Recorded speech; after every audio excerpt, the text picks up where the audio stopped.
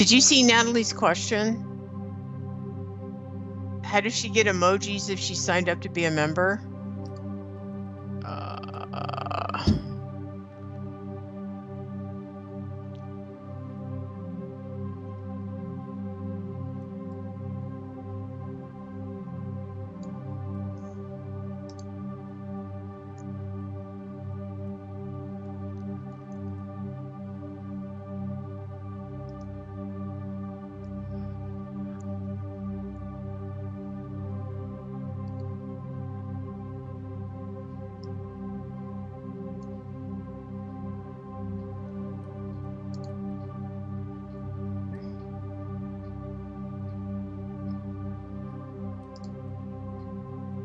So, Kev, are we live?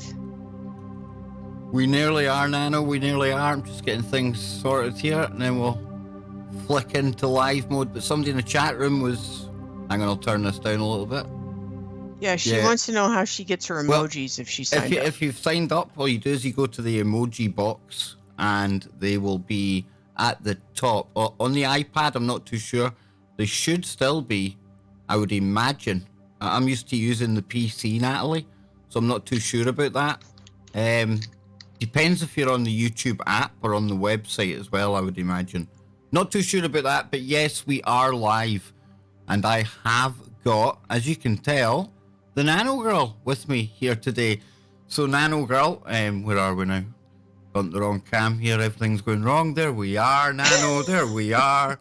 Yes, you threw me off there, Nano. I heard you talking away when the music was on. I was thinking, I wonder if Nano knows if we're live or not. But we are live.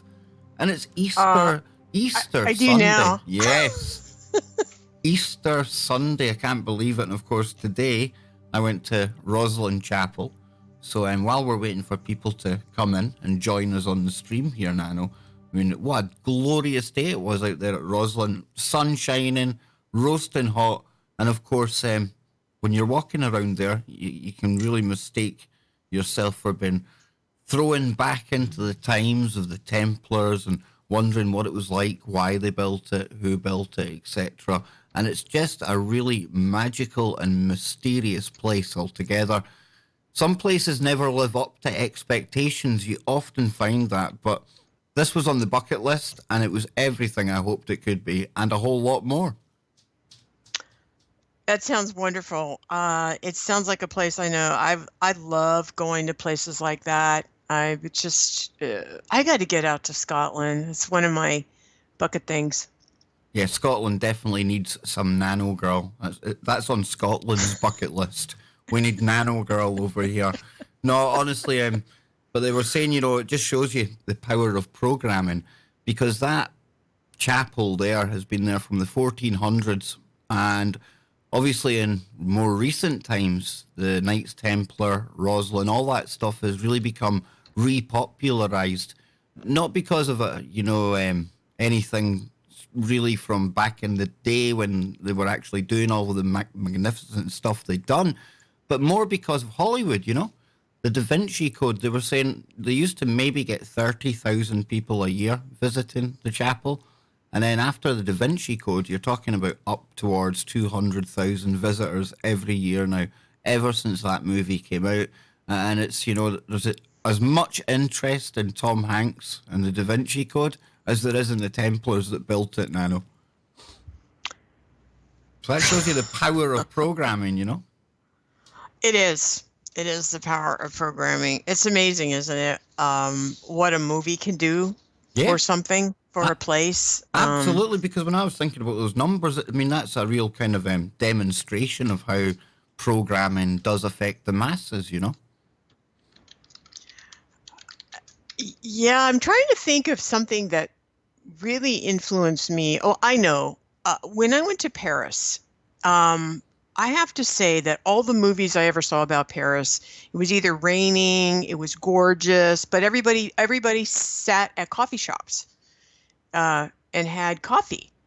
And so I promised myself the first thing I would do besides go to see all the paintings was sit at every coffee shop and just enjoy it and have coffee. And that's what I did. I mean, and I think it hadn't been all of those movies. That's not something I would have thought to do necessarily. I love coffee, but it's Yeah, funny. it's quite funny then how you think about really how much of our lives we spend recreating moments that were given to us by somebody else. That's quite strange, eh? Well, yeah. Yeah. So what did you Yeah. what did you do this Easter while we wait for people to roll in? You know, Easter Sunday, Rolling Stones rolling in the door. I thought that was quite good. I like that. Rolling Yeah. Thunder. Remember Yeah. that song, Rolling Thunder? It's Rolling Thunder. Uh, yes. What did I do? You and I talked a little bit before the show.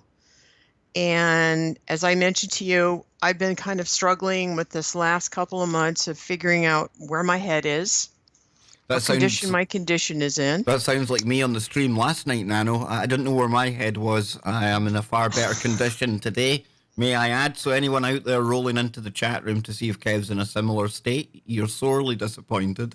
Because wow, yeah, talking of conditions, I was in a transitional mode yesterday as well, Nano, so there's definitely something in the air. I couldn't tell you. I also told you before the show, I thought you sounded normal. You sounded good. You always sound balanced. You always sound positive. You inspire me not to get too negative on all this. And I don't know how you do it because you listen to it way more than I do with all your guests and everything. And you had some great shows this last week. And I just thought to myself, Kev, how do you do this? How do you listen to this and balance? It's not easy sometimes. I honestly think being Scottish helps. And I know that sounds strange maybe to some people, but we've always had a history, of kind of laughing in the face of adversity, finding the funny side, even in the darkest of times. And, laughing, whatever the situation is, it can be a good coping mechanism. So I think that helps me a lot, Nano. I mean, I really do think that helps me a lot. But it's hard, really hard to stay positive. But, I've come to realize that, and we're going to get into this later on in the show, but when you're in the alternative media, when you're seeking answers, it seems almost like you're bottlenecked into looking at the negatives and looking at the darker side of stuff, where realistically, there's as many good positive things that we could be looking at as well. So I've tried to kind of balance that out. So, technology, perfect example. We could go into the bad side, but then, you find out all the good things that are coming on the back of it as well. So that helps to balance it, if that makes sense, Nano. That does make sense. And I think that I was thinking today too, I had this dream last night that I was in this skirt. That sounds stupid. I don't wear skirts. I always wear jeans or pants or something. I never wear a skirt, which was kind of weird. And I'm really big into dreams. And in dreams, if you dream you're in a skirt, you're kind of skirting the issues. That makes And sense. Yeah. yeah, right. And I'm thinking, okay, what issues are you skirting? All of them. All of the issues. I'm skirting them. But I was thinking that one of my favorite PI Magnum shows, I don't know if you guys ever got into him. I just love the original one. I have watched the new ones, but I really like the original one with Come on, Nano. Who doesn't like a Tom bit? Selleck. Yeah, who doesn't like a bit of Tom Selleck and Magnum? He was the You gotta man, love Tom Selleck. Exactly. But one of my favorite episodes, and I cannot for the life of me find it, because I don't think it's called Transitions, but the whole show is about transitions. And he is going from point A to point V, but he's got to go through this transition. And he does how, remember Magnum used to talk in the show, right? He'd say, one of the things my grandpa did or said, or my dad said, but I think this is some word of wisdom from his dad. And the bottom line was, when you're going from point A to point B, there is a transition. And you have to do the transition. You have to walk through the transition. And there's letting go. And he said, but the thing is, you have to walk through it and you have to do a good job and you have to finish it. And I was thinking about this last couple of months. I don't know about everybody else out there, but we've had so many significant events that I can't help but think there's been some kind of awakening, another level of the game, another level of the matrix, another level of reality that some of us may be starting to look at, and we're going to turn the glass around again and see the other side. Yeah, I mean, I've not had a chance really to look at news much today, Nano, but I believe there's been a lot going on in the world, in particular over in Indonesia, right? Yeah, sad to say there was some bombings, 6 foot pipe. All right, anyway, at least let me just start with this. There was at least 207 people were killed, 450 people wounded after 8 explosions rocked hotels and churches. Um, and just this was just before the show, 6 foot pipe bomb is found at Sri Lanka's main airport after a series of blasts killed, and then they give like 5 people from Britain. And something I didn't realize, and I don't know everything, is that I think the US and the people from Sri Lanka were actually doing some kind of military drills in the last couple of days. That we have a lot of, the USA has a lot of financial support that they give Sri Lanka. This is very, very sad, and certainly on the back of what's gone on this last week. I don't know if you caught yesterday the yellow vests.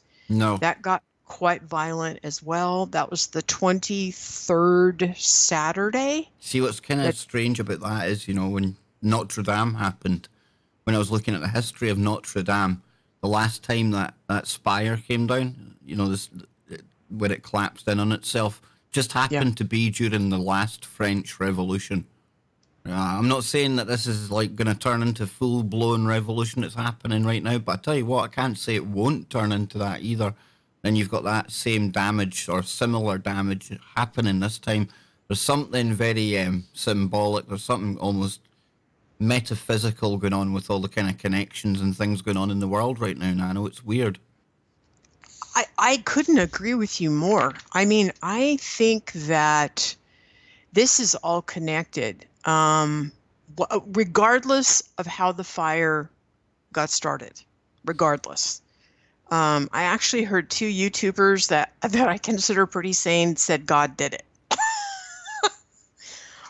I don't think so. Okay, I don't think God did it. I don't see God like that, but I think that it was extremely significant. And can I go over? Can we go Nano, get started yeah, then on this some is of the your things I was show. going to Yeah, talk about? you take us wherever you need to go. Because you see, folks, this is Nanogirl's show when Nano comes on, so I get to sit back and I just get to commentate, which I like because Nano takes us over some of the key stuff that she's been noticing going on. Because sometimes it's hard for me. I sometimes miss the forest for the trees per se, because every day I'm looking at new topics, trying to think of new ideas. Whereas Nano's sitting back, she's got the high ground, she's got the bigger perspective. So that's why I like when Nano comes in. And she'll remind me of topics that I forgot we'd even touched upon in the past. So it gives me a chance to, update myself, my perspective. So I hand over to you, Nano, to take us into transitions. I like that title. I like that. I did. I like that too. Yeah. You did a good job of putting that up there. And the thing that I love about coming on your show is that you let me say stuff that, for the most part, I don't get to say to anybody else. Yeah, So that's the thing with KBS. thank you for that. You hear things here that you most definitely won't hear anywhere else. Take it away. Okay. All right. So I put a list together of I've been coming on your Sunday and Saturday show about once a month. And the last time I was on was 21 days. And we have so many historical things happening in our planet right now. So I made a little list of the things that I thought were pretty significant these last 21 days. But I'm going to go back a couple of days in March. So on March 25th, Trump recognized Israel's 1981 annexation of the Golan Heights, right? And that helped Bibi Netanyahu get elected.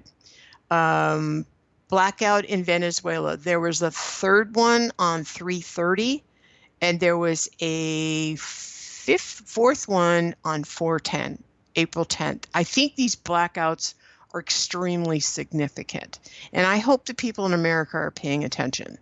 I'm just saying that.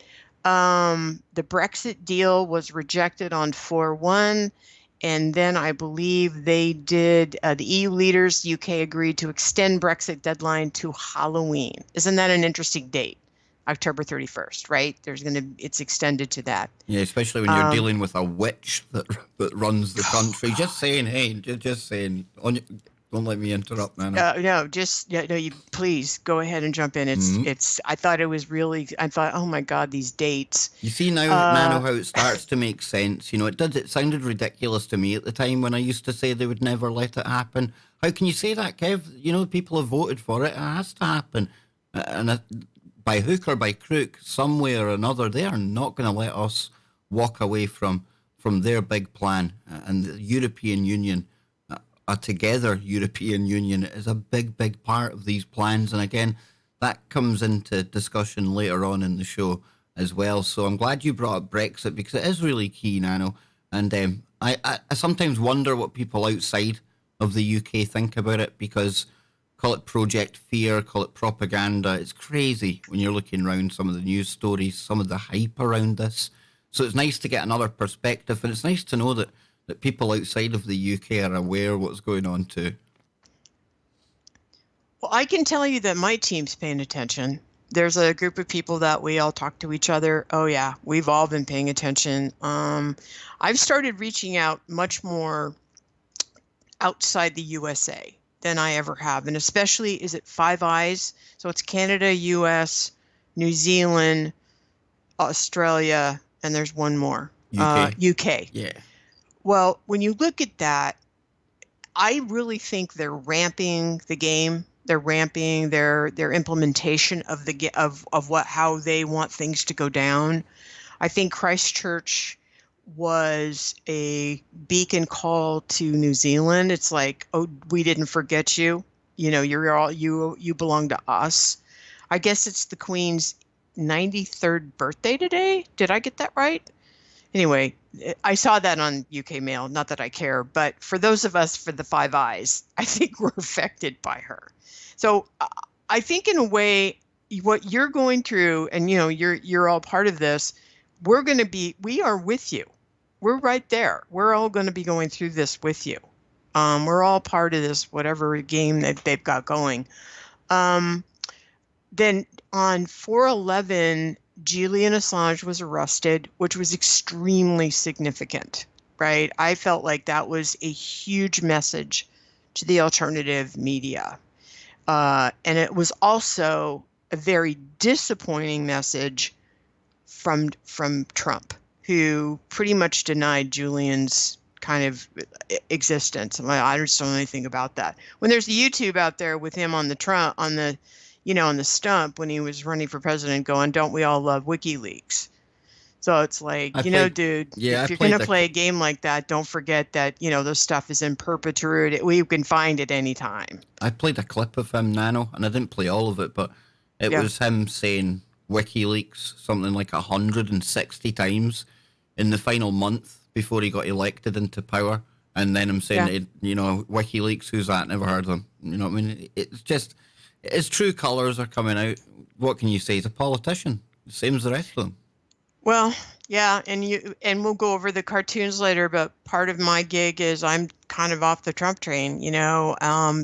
His comments to me were I was so outraged at what happened to Julian Assange. I was just frothing. I was so mad at what they did to him, the optics of it, the fact of what Trump said, and I thought, you know, because it was a complete and direct attack at us.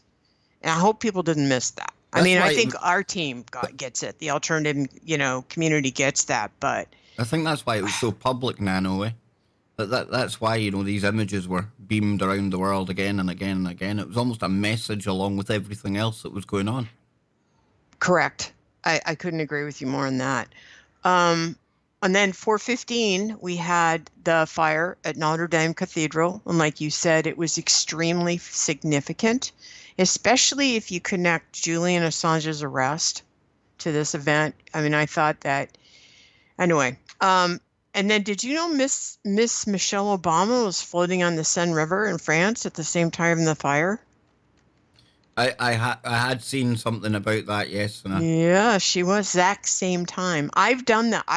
When I went to Paris, I went with my son, and one of the very first things we did was we took a ride on the Seine, and it is one of the most glorious things you can do in Paris. You get on one of these beautiful boats. We didn't do the dinner one that she was on, of course, but we just you could get the poor version of it.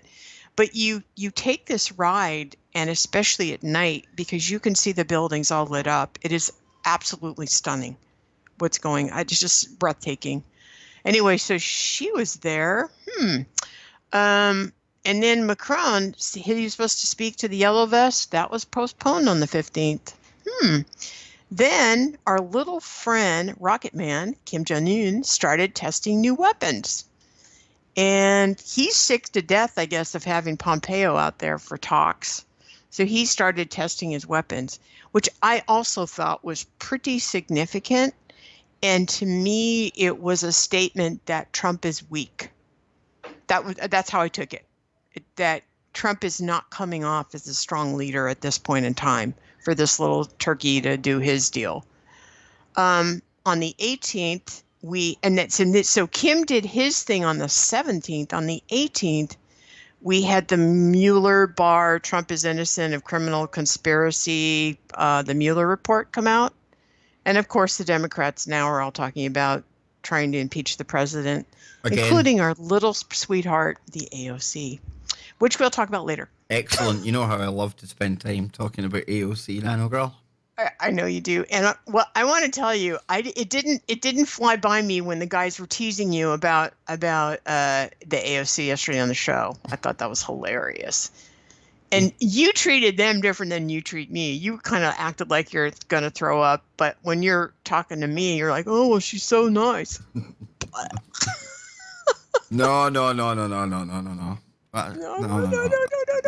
Okay, moving on. Here we go. 420, we had the 23rd weekend of the Yellow Vest protests. And then... and I lost my eyeballs. Yesterday. And you lost your eyeballs? Yes. National Weed Day, yep. Lost my eyeballs. Couldn't see last night, but I found them today. 421, we're good to go. Oh, your eye, yeah, got it. Yep. And then 420, and this is the anniversary, of course, of Columbine. 20 years ago, the 12 classmates and a teacher were killed, which I thought was also pretty significant. I know there's a bunch of other things that have happened on the 20th, but that's a lot to happen in 21 days. That's extremely significant stuff.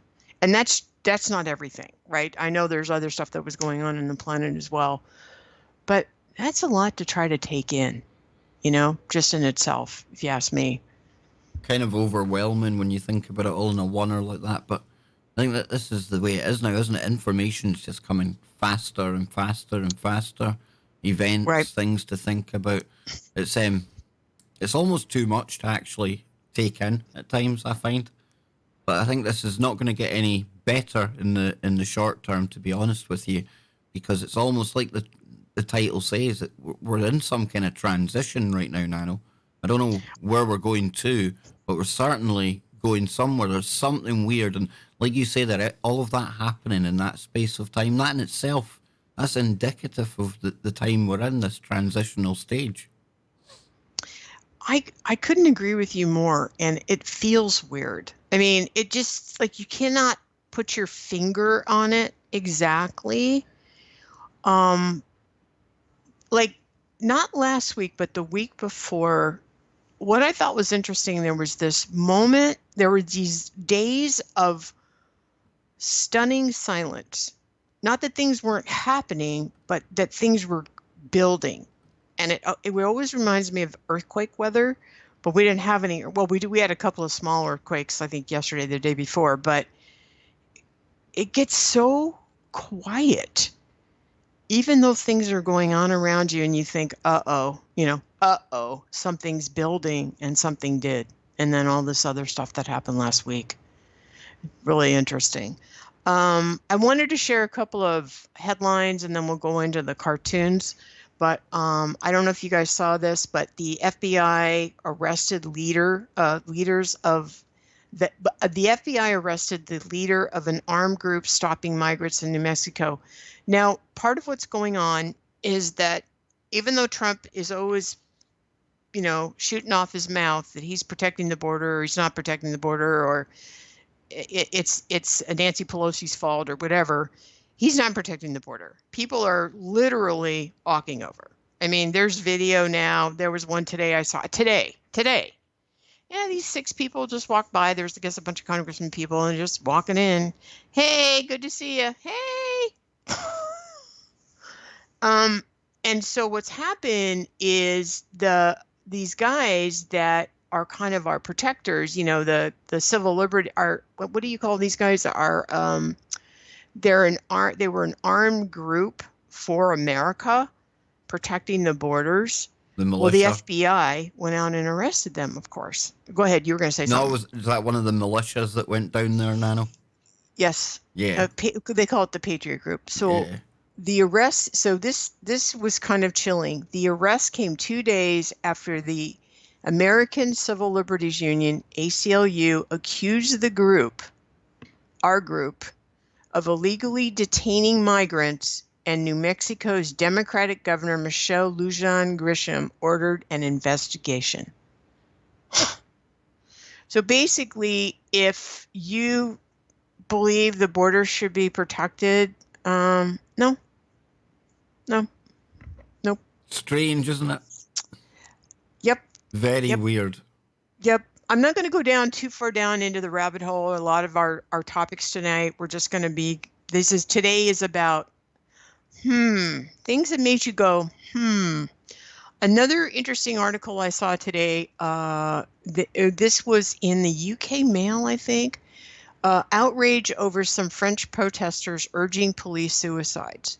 Now, I had heard a couple of weeks ago, and I think it was through an interview with Luke Rudkowski, and he has an inside guy from Paris, that some of the police officers are committing suicide. I don't know. You probably know because you live over there. You've probably heard of it. I have not, Nano. No, I've not heard of this at all. This is new to me. Yeah, so police unions held silent protests Friday after 2 officers killed themselves last week. Now this is recent. Unions say police ranks have seen 28 suicides so far this year, which is 2019, 4 months, compared to 68 over in 2018.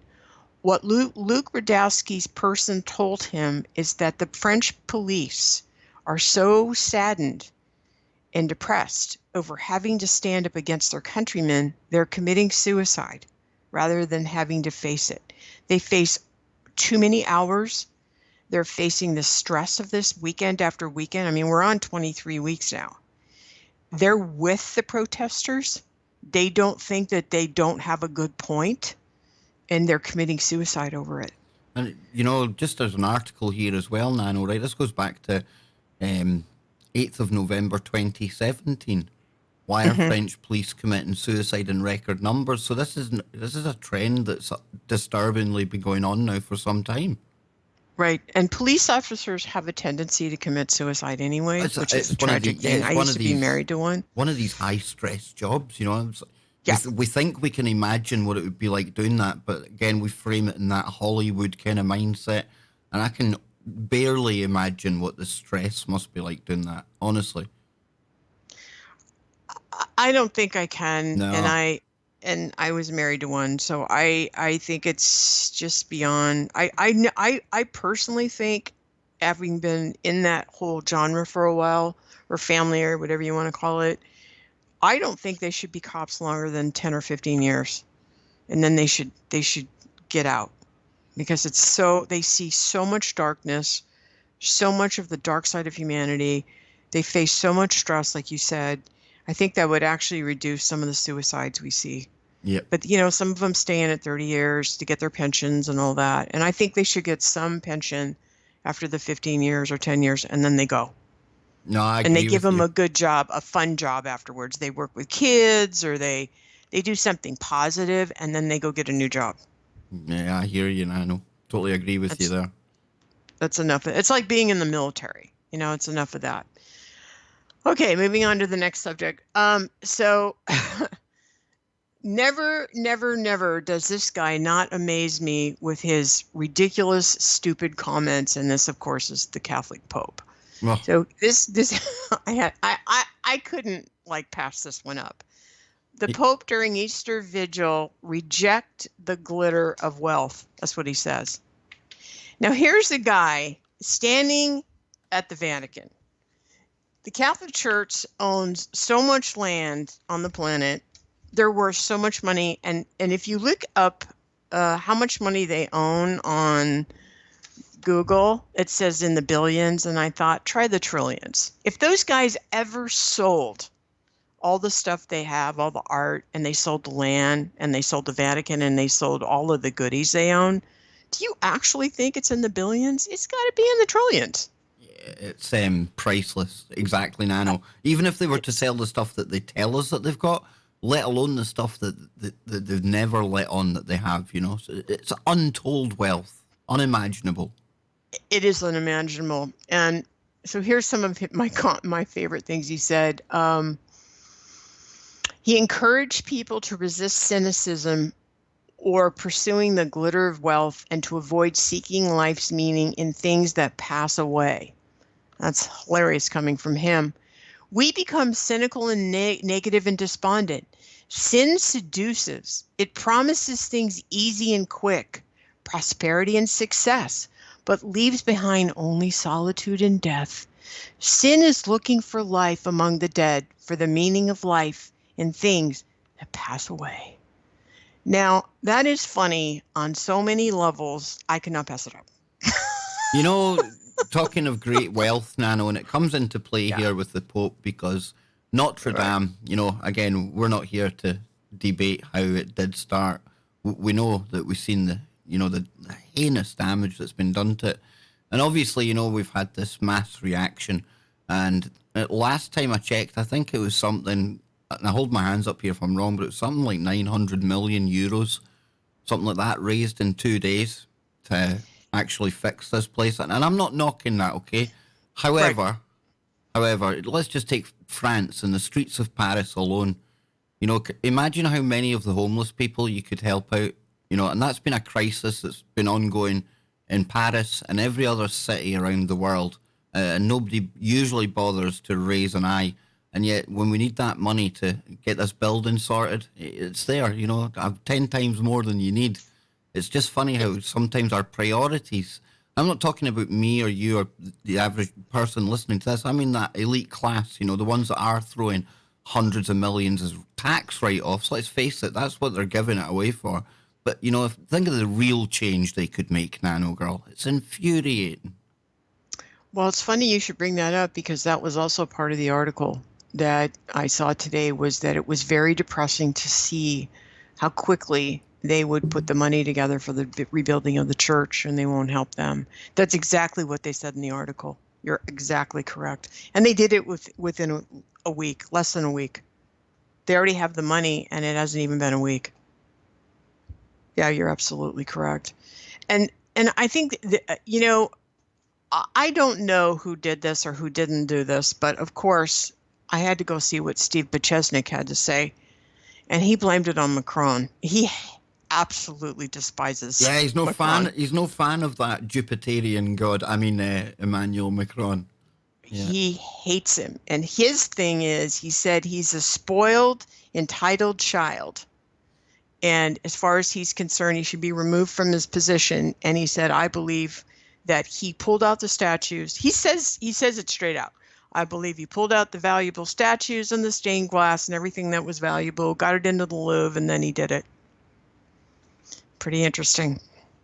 Which would kind of explain some of the supposed people on top of the roof that they saw these little spark things going on, where they thought they saw him start the fire.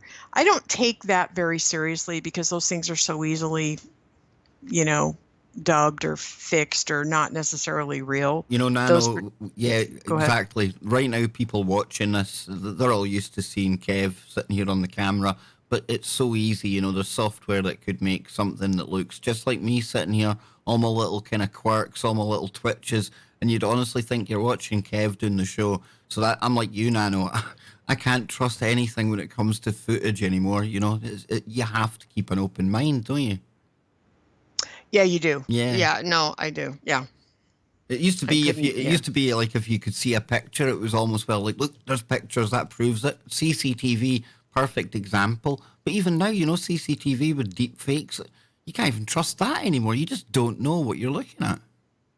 Well, I think the other piece here, and okay, and this is my question to Mark regarding Sri Lanka as well as Notre Dame, is you've probably heard that there's been at least 875 other churches vandalized in the last, I've heard anywhere from a year to 4 years. Okay.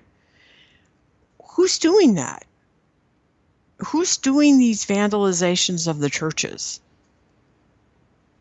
It's a question. I don't expect an answer, but who's doing this and why? Are these the handlers, the powers that shouldn't be? Like, let's get religious. Because at the end of the day, I think a big part of what they want, and especially as we get into the future tech stuff, is they want to be our gods. They want everyone to walk away from their religion. So what a better way than to just start a religious war? Big time, big time. Right? Ryan Gable, he went back and looked at Pike's letter about the Third World War and turning religions against each other. And people say, well, Pike didn't write that; it was a fake, it's a forge. Well, whoever did write it, it really kind of explains where we are right now. And when you look at religious centres being attacked, like you were talking about there, Nano, obviously, we should look at the amount of people who have moved into France in recent times from the Middle East, North Africa, Islamic kind of background. We can look at them. But we can also look at, Christians themselves. Because when it comes to these, like I say, these attacks on religious centres, there's a lot of the time you find that it's the classic false flag, because I've seen synagogues that have been attacked, and then it turns out it's been actual people going to the synagogue itself to try and demonize the other side. And that's how it works here. So it's really hard to pin it on one group when so many, like you said, there are over 800 or something, was it? It's hard to think Yes. that just one group can be responsible for that. And I'm with you. I mean, well, I don't speak for you, but I think we're watching the bringing down, or you call it the clash of religions. I just think we're getting ready for this one religion. They want us all the same.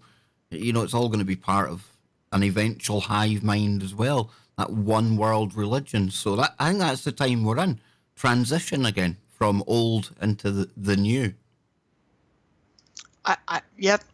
I think there's a lot of truth in that. There's a lot of truth in that. So, And think of all the mosques that we've probably blown up as well in the Middle East with the drones yes. and everything else. And Yeah. it's just, these are really times of great change, great turmoil. When you start and think about the violence that we're levying at one another as humans, you just have to shake your head. You really do, But who cares what book people follow? We really need to start getting along. That would solve everything, Nanogirl. And I know that people like us on the ground, we would get along. It's these damned governments, these people that are making money out of these countries. That's the problem. I think we're sick to death of war. I think even the most strident of people are sick to death. We're tired of them taking our kids and throwing them out there and killing them, and they come back broken people, and they can't even fit in society anymore because they've done things that they can't even think about anymore, and they have PTSD. And you know I'm one of those fans of NCIS, Oh, yeah, I and love it. I love that show. But they do a lot of homage to the military, right? I mean, and part of me is glad they do that, and then part of me is just like, when are we gonna stop? I mean, I've been around a pretty long time, and I used to watch MASH. MASH was all about anti-war. How long ago was MASH? 30 years, 40 years, that TV series? Hawkeye, that main character, was always yapping about war and how brutal it was. And that was the whole point of that show, was you saw from a medical point of view the death and destruction of those poor soldiers. Anyway, and here we are. Absolutely. You can't win, Nano. Here's me preaching, coming together, I love, know. love and harmony, people unsubscribing, somebody in the chat room, I'm unsubscribing. That's where the truth community is right now, folks. How bad is it when not talking about any political party, anything like that, but talking about coming together, trying to end wars and make things right? That's enough to anger somebody that claims to be looking for information. What has happened? What the hell is that all about, Nano Girl? Did we send someone away? I do Yeah, yeah. No, apologize. I'm don't, no, sorry. don't apologize. But doesn't that really? I mean, I think that's really, again, symbolic. We were talking about stuff before the show, and I know you're going to get into it as the show progresses, like what the alternative media and things are now. But that's really, that sums it up for me. You're preaching something like Martin Luther King. Not that I'm saying I'm a Martin Luther King, but coming together, unity. Who cares what religion you are? And that's enough for people to start hating on you. Wowee. Whew. I Change days, know. Nano Girl. Change days. Well, let's get into the cartoons. Yes, let's do it. Yeah. Surely And I would say surely we won't offend somebody there, but we will. we are going to. We are going to offend people. And you guys, I that is the last thing I'm thinking about doing is defend. We don't mean to do that. All right. So I see. I'm reading the chat, and I have to stop. Hello, wonderful chat people. Bless you, bless you. But if I pay attention, I won't be able to talk. I'll be reading. Okay, back to the cartoons. So. One of the things I do like to do is to have some kind of funny stuff, but let's start with Julian Assange and the picture of Christ. Now, I want you guys to know I was raised a Catholic, and I am very fond of the character Jesus. I think that when you call for protection in his name for whatever miracle happens, this thing is amazing. I mean, if you ever call for his name, he will protect you. I'm not any religion right now, but I have a lot of respect for it. But so this really isn't a cartoon, but it's a picture of Julian Assange. And the thing that struck me was the picture of him with his fingers just like Christ. And I just wanted to show that. So I don't know if you've got that up, Kev. Yeah, I've got that up, Nano. Yep. Oh, perfect. Okay, thank you for doing that. And again, being raised a Catholic, the two people that you always see in a Catholic church is usually Mary and Jesus. And it occurred to me when I was getting this picture, because it was really really easy to find, was how did they know Jesus put his fingers like that? But that's beside the point. But anyway, when you see it side by side with Julian Assange, and then you think about what happened the next week. You had the Notre Dame, and then Easter and the crucifixion and all this kind of stuff. It's just kind of symbolic, isn't it? I mean, when you put them side by side, to me, it was pretty significant. I'm not saying that Julian is significant, like equal to Christ, but I just kind of wondered if maybe Julian was sending some kind of message. That's what I got from the picture. I don't know if you got that, Kev.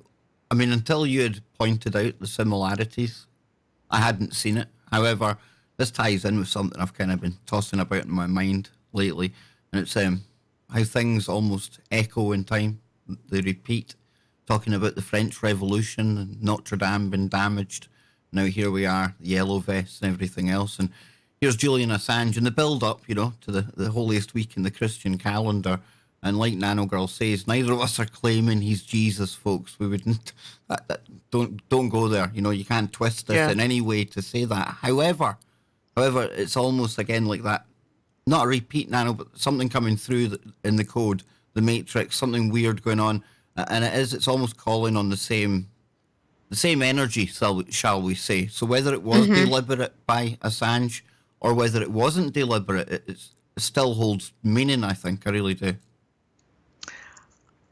To me, it was pretty powerful. Yeah. A big shout out to Robert Phoenix because he kind of brought it to my attention. But for me, it was the picture, and I just remember seeing Christ like that in most of the churches I've ever gone into. And again, if ever anyone is scared out there or something happens, if you make that call to the Christ energy, that call is so powerful and so protective. It's amazing to me. And I often wonder if it's because humanity has set it up that it's like a bank account of spiritual strength, and everyone sort of puts in energy like a deposit, and if you need to make a withdrawal, it's there. And that's kind of how I see it. It's like it doesn't matter what your faith is. If you need to make a withdrawal because you're in trouble, it's there. Yep. So I it's get just you. my 2 cents worth. No, I get you. I like that idea. Yep. Okay, so now we're off to funner things because we're going to be making fun of everybody. Okay, let's start with our favorite, the Mr. Trump and Mueller. And this goes to the Mueller report. And I thought this was so great. Barr is from the Bush regime, right? And so he comes out last week and says, hey, look, we don't see any collusion here. And, the guy's been exonerated. And of course, the Democrats go nuts. It's like, because they had to, illegally, they're not allowed to put out the full report. It has to be redacted. So they put it out there. And everybody went crazy. We want to see the full report.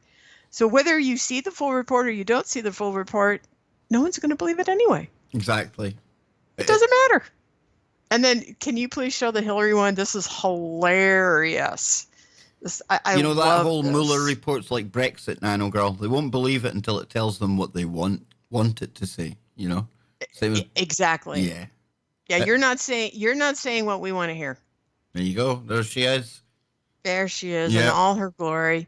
We deserve to see the Mueller report. Oh my God. Oh my God. Did you see her that's so when perfect. Assange got arrested? It was probably a similar kind of performance to when we seen her over in Libya. That she was looking very happy the day Muammar Gaddafi lost his life, and she was looking equally happy the day Julian Assange lost his freedom.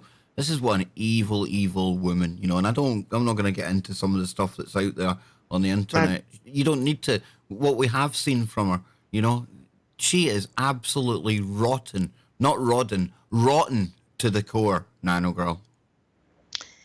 Well, what amazes me is everybody who you would imagine is on her hit list, like Alex Jones, Roger Stone, again, Julian Assange. God knows, God Seth protect Rich. anyone she else got who's him. on her list. Yeah, I'm sorry, go ahead. Seth Rich. Oh, that's right. Yes. She got him.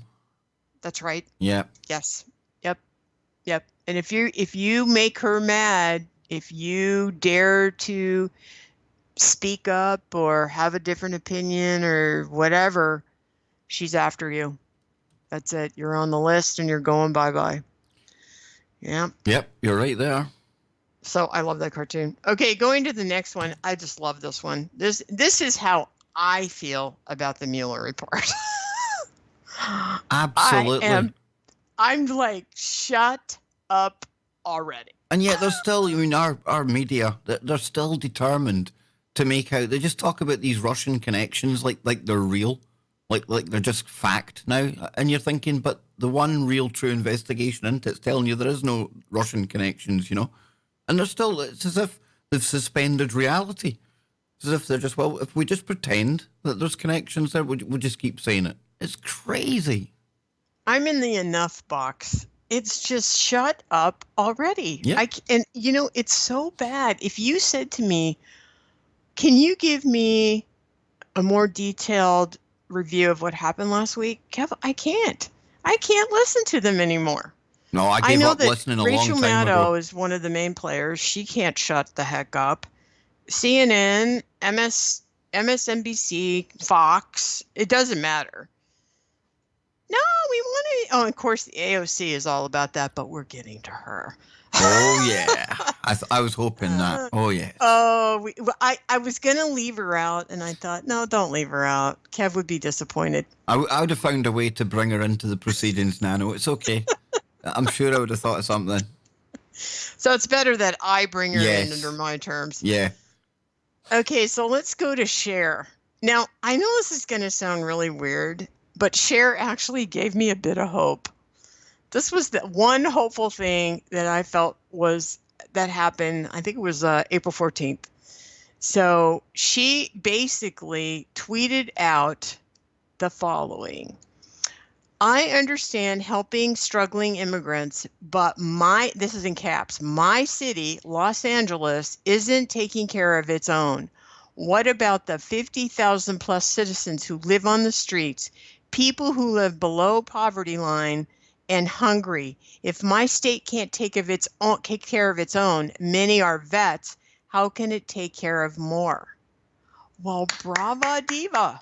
Exactly. Brava diva. Brava diva. And I thought, I think if there's any hope to just waking people up to some reality, it's going to be people like Cher. Yep. Because she's got gravitas. I mean, No, I'm sorry to exactly. say, if Anyone. Nanogirl put that out there, it doesn't go anywhere. No, you're right, Nano. It doesn't matter what you think of any of these celebrities, whether they're a cup of tea or not. The influence, they call them social media influencers, the new lingo. Yes. I mean, they, like you say, they really do have the power to change things just with a tweet. They can literally change the way millions of people think about something. And that's the power of it. That's why, again, they should be using them, just like Cher has here. Encouraging to see that. She better watch her back in weeks and months to come, Nanogirl. She'll probably find herself getting banned from Twitter talking that way. Probably. Yeah. So let me read you a couple of the comments made, because these are hilarious. So this is from James Woods. James Woods loves Twitter. He's like the Trump of, he loves Twitter. So from James Woods, Cher awakens to reality. Ben Shapiro, wow, Trump made Cher into a Republican. This is from Michael Knowles. I'll never forget where I was and what I was doing the moment Cher became a Republican. Sherry Hashimi, nominate Cher for DHS Secretary. Amen. And then the last one, welcome to the dark side, Cher. Wow. There you go. Wow, is it? Wow. Things are strange in your country, isn't it? They really are. Oh, God. Oh, okay. And I don't mean that. You know what I mean. If you live in sanctuary hell, it's even stranger. I can imagine. But like you said to me, it's almost like they're treating your cities as experiments, Nanogirl. Yes. Yep. Oh, yeah. Oh, I agree. And being in Smart City, Glasgow, I feel that way myself. Yes. A little guinea pig. We're both in experimental cities, yes, but for different reasons. Yep, big time. Now we're coming to our girl, the AOC. Oh, here we go. So please put up the picture of her with the wine glass first. Yes, it's there, Nanogirl. We've got it. Oh, God. All right, here we go. So the little AOC was busy. So let's start with the wine drinking. Last night, freshman Congresswoman Alexandria Ocasio-Cortez took to Instagram to build IKEA furniture, drink wine, and eat snacks while waxing philosophical on the perils of climate change. Even in today's strange world where presidential candidates like Beto O'Rourke post photos of themselves at the dentist, this was a bizarre display. The honest moment came when AOC compared those who oppose her Green New Deal, or at least some kind of aggressive fight against climate change, to people in the 50s and the 60s who opposed civil rights for Black Americans. So you're looking at a bigot. In fact, you're talking to a bigot, Kev.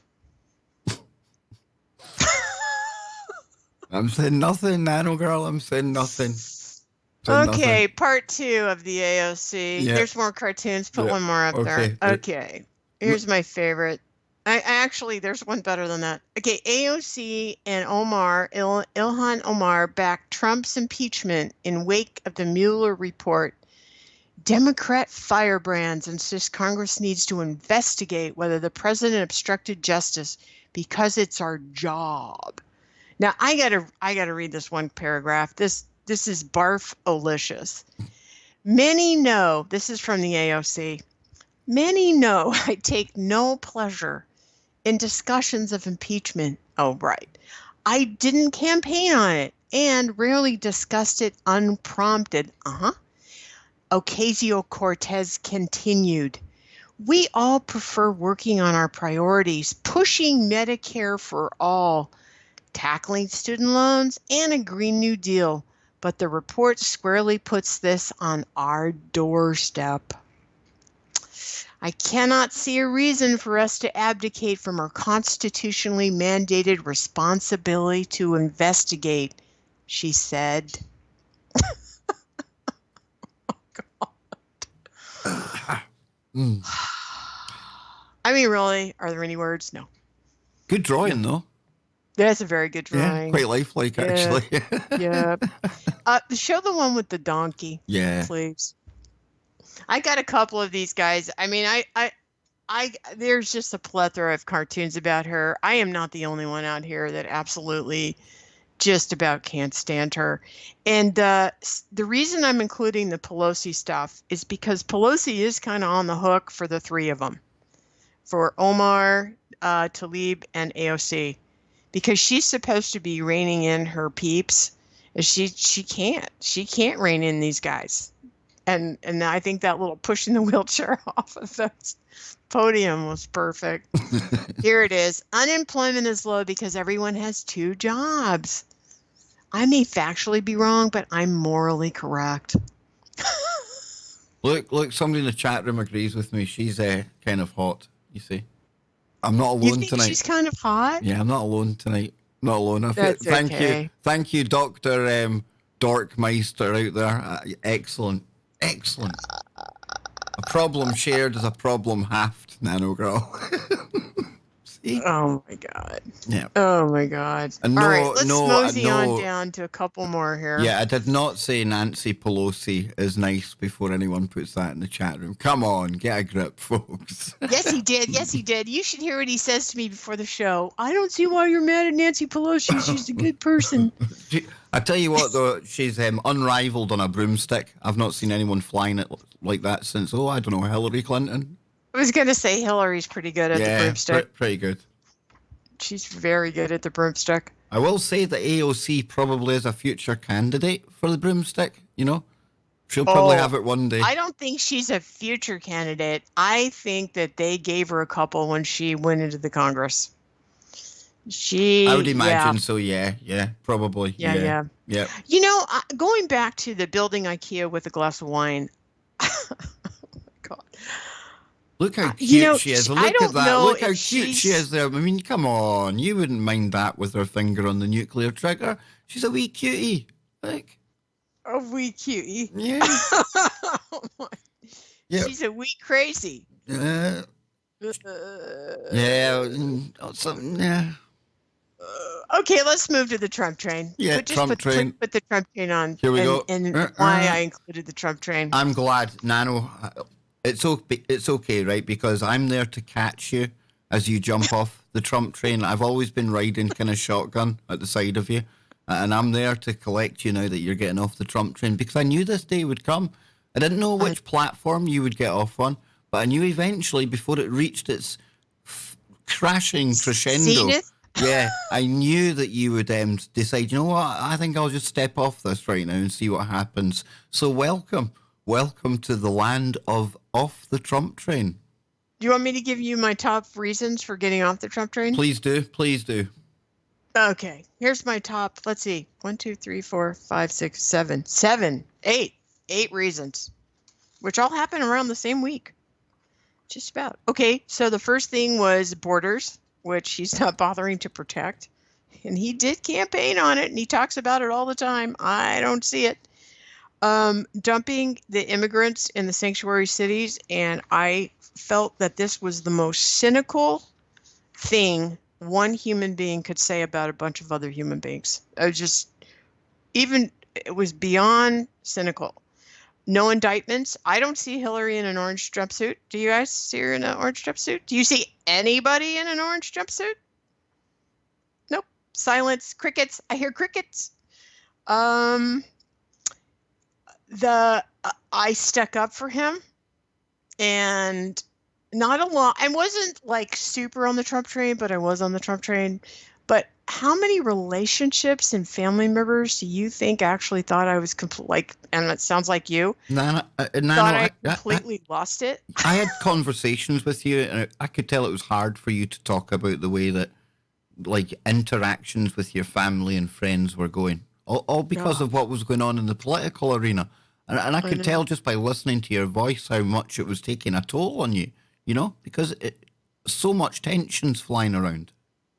It was really sad. And I'll have to tell you about my visit with my Dem friends, but they're going through the same thing, but it was pretty tragic. It was very tragic. I don't, anyway, I'll leave it at that. You guys have heard me talk about it before, so we won't, yeah. Okay, continuing wars. I don't see him stopping wars. Correct me if I'm wrong. More crickets. The fact that he stepped in to the Israeli politics, and it looks like he's handed the Palestinians over to Israel. Am I wrong about that?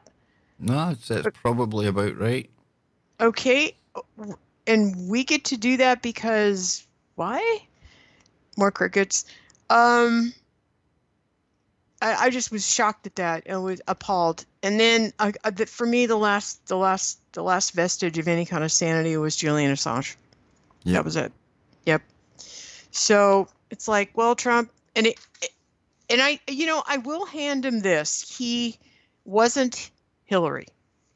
And I think we needed a break. I think we needed a break to not go down that road. So I think from that was good, Kev. I mean, that was a positive thing. But I think other than that, I think that's a that I can tell.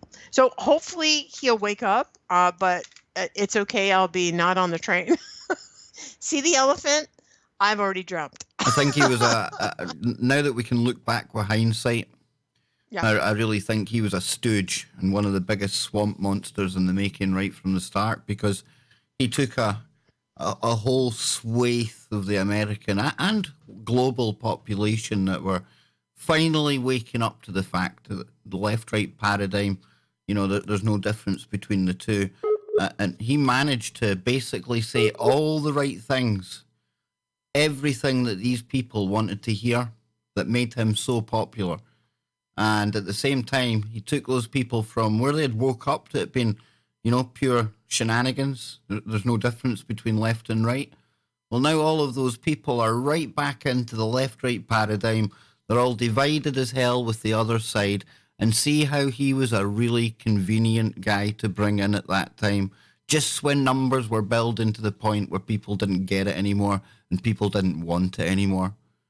So, yeah, I honestly do think, as with any of these big political people that come along, and he was his reality TV star. They hide it in plain sight. Literally an actor. He came along and he played the role perfectly. You can see him hanging out with Bill and Hillary Clinton way before all the elections. They're all friends, folks. All these people with money, they all move in the same circles. They're all pally-wally, and then they come in, they play a part for however many years they have to, and some of them play it better than others. And Trump, man oh man, did he take most of our ranks within, the truth community, the alternative community, call it what you will, and he repoliticized them, got them back in the game. Crazy, crazy times, but we've lost Nanogirl. We have to try and reconnect Nano here. See if we can phone her back. See if we can get her. No, it's not looking good. Not looking good. So we'll go to the chat room, see what the chat room are saying while we try to get Nano. Not good. I see Dodgers in there. Let's see.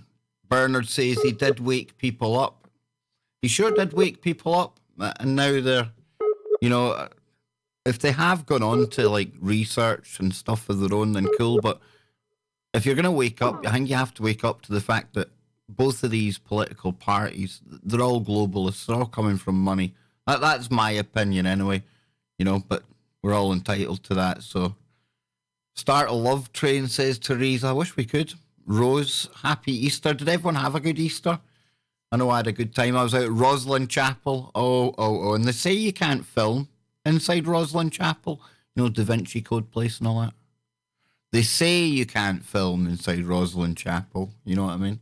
Yeah, you know it, folks. Watch this space. I think I got about 30 minutes of HD kind of footage from inside Rosslyn Chapel. Yeah, so we might take a look at that later on if I'm on with the guys. Not sure what's happening there. Still no sign of Nanogirl coming back here, folks. This is looking a bit shaky. Let's have a look. I just wonder what kind of shitstorm the 2020 elections are going to bring. Very good question. Very good question. I really think these are going to be crazy times that we're moving into. The last campaign, if that was anything to go by, that was pretty crazy, right? And it's only going to get crazier from here on in. So who knows what they might do?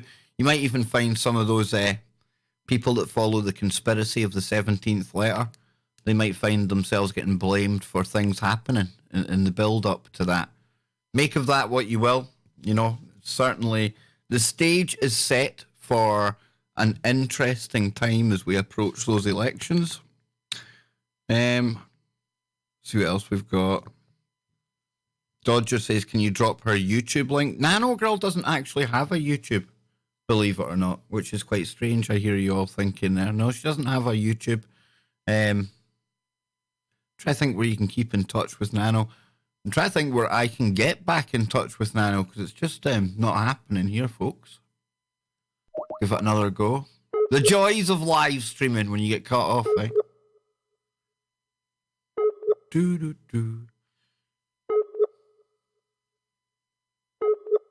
Somebody's asking how Eric Karlstrom's doing. Are we doing a show soon? I think the doc's doing fine. Not sure when we're doing our next show. We've got my heart goes out to the lives lost in Sri Lanka. Absolutely. I'll need to catch up on that story. I really haven't been following it because I've been out all day. Hey, Nanogirl's back online now. I think we're going to get her, folks. Here we go. There we go, Nano. See what happens when we talk about the Trump? The Trump train, it derailed us. My entire system, I remember you saying something about Trump, and my entire system crashed. It's brand new. The Trump train derailed us, Nanogirl. Oh my God. Sorry, everybody. It's okay. I kept everyone entertained, I hope, while you were rebooting and resuiting and getting us ready to go again. Yep. My God. Jamming. I've got your back, you know. I know all you do. Good. All I know good. you do. Yep. If that had been me, I would have been, what do I say? Oh God, you guys, that's hilarious. Sorry. Wow. Live streaming, Nano. You know, you've got to be ready for anything, any eventuality. So I had it covered. Don't you worry about that. Thank you. So what else made you get off the Trump train? Okay, so so where are we again? Okay, go back. You were just, I think we were still, I was kind of talking about how he repoliticized most of the alternative truth community.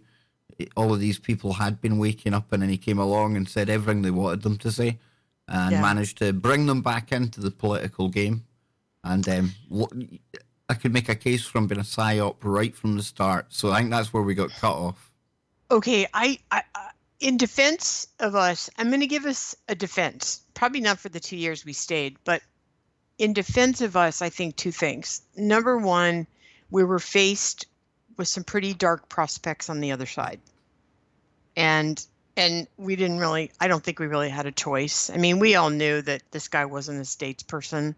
We all knew that, you know, and I mean, I wasn't like the MAGA hat wearing type of person, but I was grateful it wasn't, you know who. Good, because that gets you in fights over in the US from what I've seen, Nano. You can't you can't let anybody know who you are here, not in Sanctuary City Hall. Um, but I think the other part of it was the guy was pretty good at understanding who we all are out here and what we were hoping to accomplish. And I think the way he gave the press crap. So he did do some things in the beginning that kind of strung us along. But I think at the end of the day, and I think you're absolutely right, I don't think we're ever going to get snorkeled back in again. Like I think because for us, let me say the I word. For me to say I'm done with the Trump train means that I'm not going to be playing this game anymore. There is no left and right. There's just the global. And I think that's pretty clear to those of us who are looking. And so it takes a while to get off the Trump train because at the end of the day, that's going to be the last time you get on any train. Do you know what I'm saying? Like, it's like, wow, now what? Because that's the real question. Now what? Now where are we going? How do we get there? What's my role? What's my role? And can I influence where we're transitioning to? And that's really kind of the gist of the show today for me. No, And Nano, so that's why it's taken a while. it's the same as the religion, right? Because we were kind of saying about all these religious centers and things, all the desecration that's happening, all the idols that are being ripped down, buildings themselves, how they're almost bringing down all of the religions and creating that perfect crisis where we'll get our one world religion. And I think we said before the show, it's almost the same with politics right now, because whether it's been the Trump train or even people on the other side of the aisle over in the US, things have got that crazy that people are saying, whoa, I don't want to be a part of any of this anymore.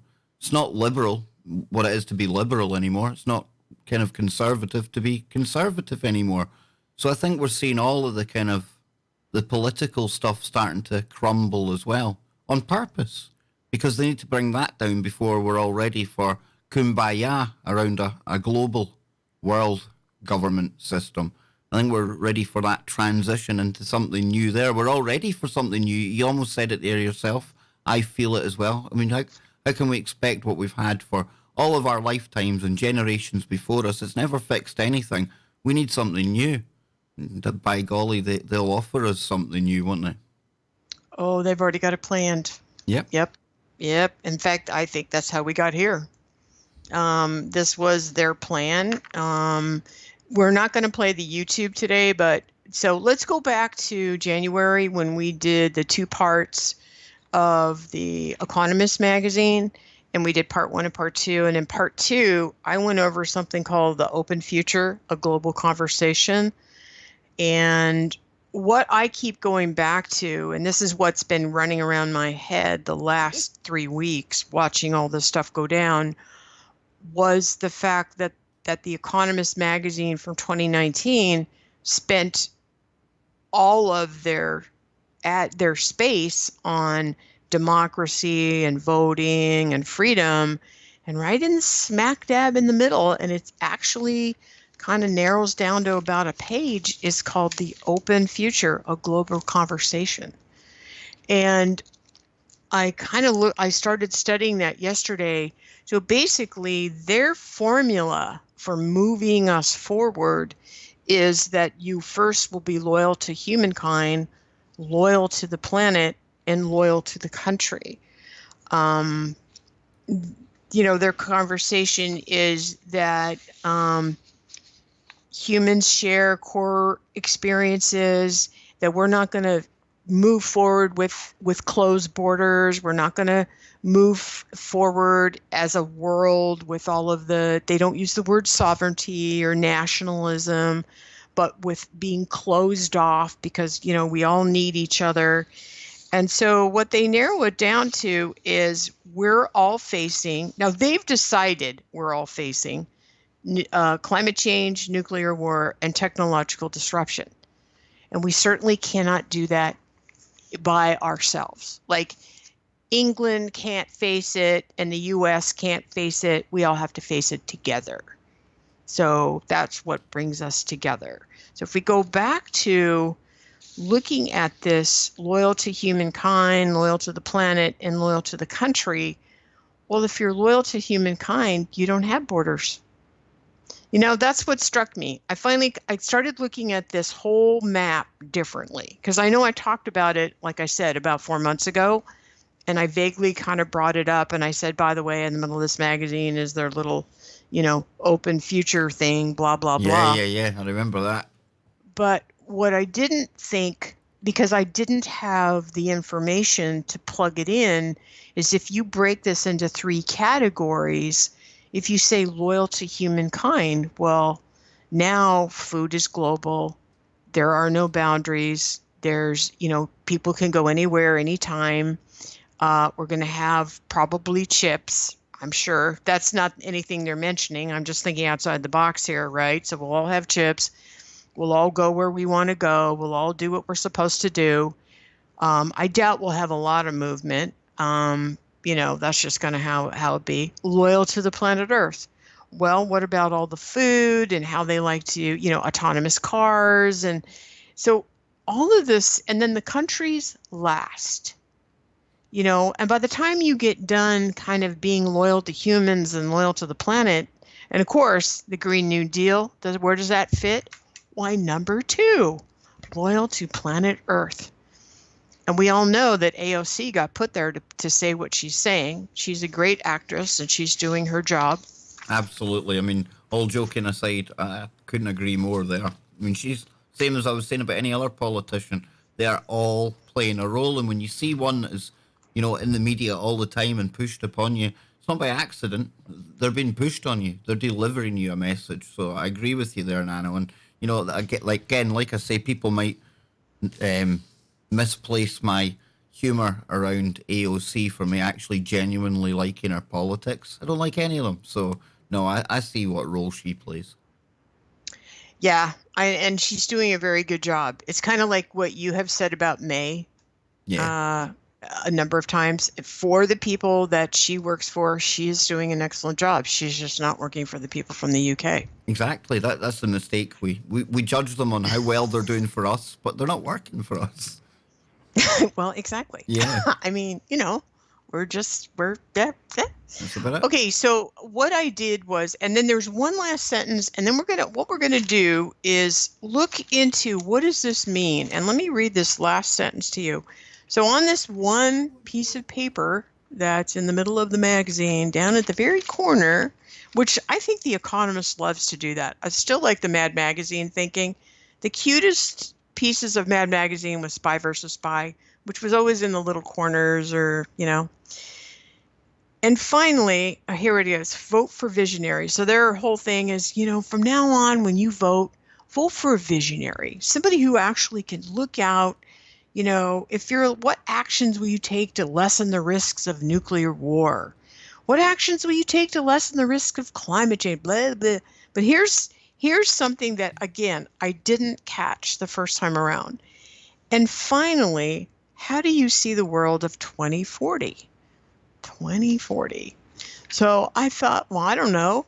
Everybody's always yapping about 2020 or 2030, 2040. Exactly. I've never heard anyone project to that precise date, Nanogirl. So we're projecting there. That's what we're going to do. The last part of the show is I went and did some research on some things that all around 2040. We're not going to get too knee deep in it, but there's some really interesting technology and places they're taking us. And I thought maybe we could kind of go over some of those. Sounds if you're good game. to me. This is like this is your forte. Of course we can go over this. Definitely. Tell us what to expect. That was the other thing I thought. How long has it been since I've done some tech? Come on. Tell us what to expect, Nana. When can I expect to be hive-minded up? When am I getting my neural lace? 2040. Nice. And probably before. Awesome. You're going to be part of the metaverse. Okay, folks, take a note of that. This is going to be one of these ones where Nanogirl comes out with some terms, and it's going to be a little bit down the line. It might even be a long time from now. You'll be thinking, where have I heard that before? Metaverse. Write that one down. Metaverse. Yeah. Well, that's coming. So we're going to start with future crimes, because if we start with future crimes, then we'll know the technology that's available. Yep. So let's start with some interesting ones. Okay, these are future crimes. Unauthorized human cloning for reproductive or organ harvesting purposes. Using a sample of a person's DNA to genetically engineer a deadly virus that only kills said target individual and no one else. Think of that. Now I know they have genetics out there that can kill a race, but this is right down to the person you want dead. Here's one of my faves. Hacking into a person's health monitoring app to make them think they are becoming ill and encouraging them to take specific pills that they shouldn't be taking. That's bizarre. Isn't it amazing? Yeah. Mm-hmm. Yeah. I thought that was really interesting. Okay, so the next one. Here we go. Computer science related future crimes. Using quantum computers, I had to throw one quantum in there, Kev. Using D-Wave quantum computers to hack into any encrypted system without permission. This would be especially devastating for communications, finance, and government networks. Yep. Especially a quantum one, Nano. You know yourself, the power of that cryptology, current cryptology as we know it.